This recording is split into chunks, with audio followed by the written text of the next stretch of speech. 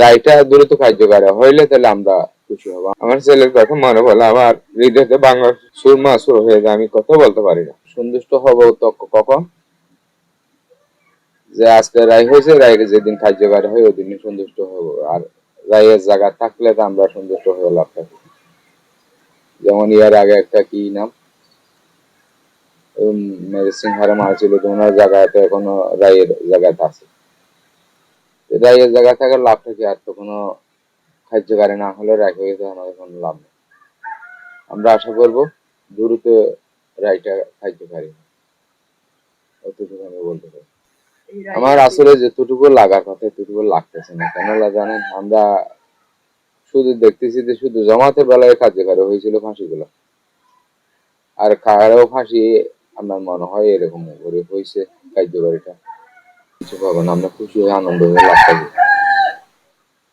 আমরা বাবা, আমি আবার বলবো, সবাই সহল সমিতির পক্ষ থেকে আমি বলতেছি, আমি রায়টা দ্রুত কার্যকারী হইলে তাহলে আমরা খুশি হব। আমরা কিছুটা হলো ছেলের বাইরে যা কি বাই হারাইছে, কি ছেলে হারাইছে, তাহলে একটুটা হলে আমরা হালকা হব। আমি আগে বলে দিয়েছি, আমি আমার মৃত্যুর আগে যাই এবং বিচারটা আমি যদি আশা করলে তো হবে না, এগুলা আইনের জটিলতা আছে। আশা করবো ইনশাল্লাহ হয়ে যাবে এরকম।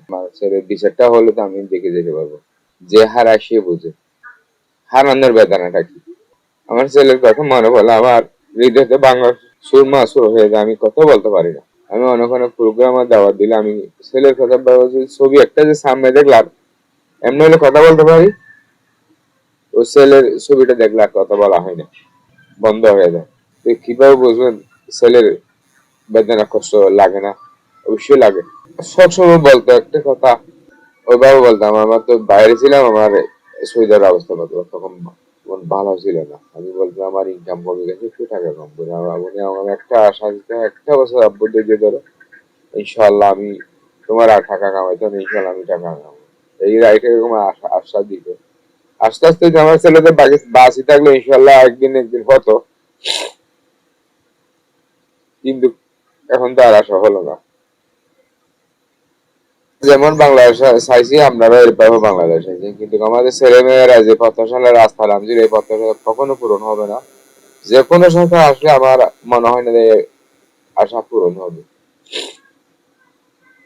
ভিতরে ছিল আমাদের যারা বৈষম্য বিরোধী আন্দোলন করছিল, আমরা বৈষম্য বিরোধী হতে চাই, আমরা বৈষম্য যুক্ত করতে চাই না। আর কি বলে স্বজন ভীতি বলে ওই জিনিসটা আমরা দেখতেছি না। ওরা ন্যায্য অধিকার, ওর জন্য রাস্তায় নামছিল, আমরা শুধু ন্যায্য অধিকারটা আমরা চাই।